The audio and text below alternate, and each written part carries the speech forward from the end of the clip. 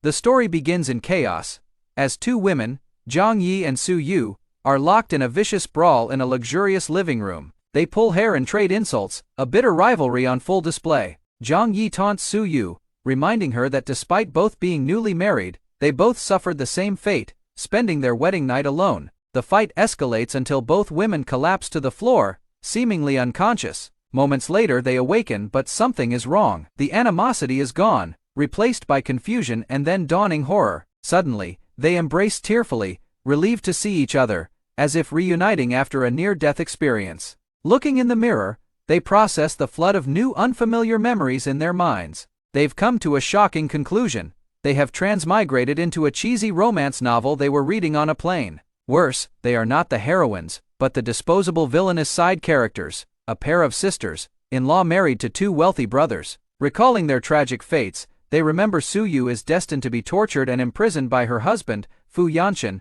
for trying to make him jealous. Meanwhile, Zhang Yi is fated to cause her family's bankruptcy and ultimately take her own life after her husband, Xiao Han, discovers her schemes. Appalled by the stupidity of their characters' fates, they refuse to follow the script. They make a pact. They will accumulate as much money as possible, and then run away to live a life of luxury. Their plotting is interrupted by their formidable mother-in-law, the stereotypical evil matriarch of a wealthy family. She berates them for fighting and, as a lesson in being proper wives, orders them to cook for the entire household. In the kitchen, the two friends complain about their predicament, realizing their escape plan is stalled by a lack of funds. Their conversation is cut short when the mother-in-law returns, only to be distracted by a call about new luxury goods. Before leaving, she warns them not to slack off, leaving a maid to supervise their work. Left alone with the maid, they joke about poisoning the family with undercooked beans and inheriting their vast fortune. Just then, a handsome man walks in. It is Fu Yanchen, Su Yu's husband.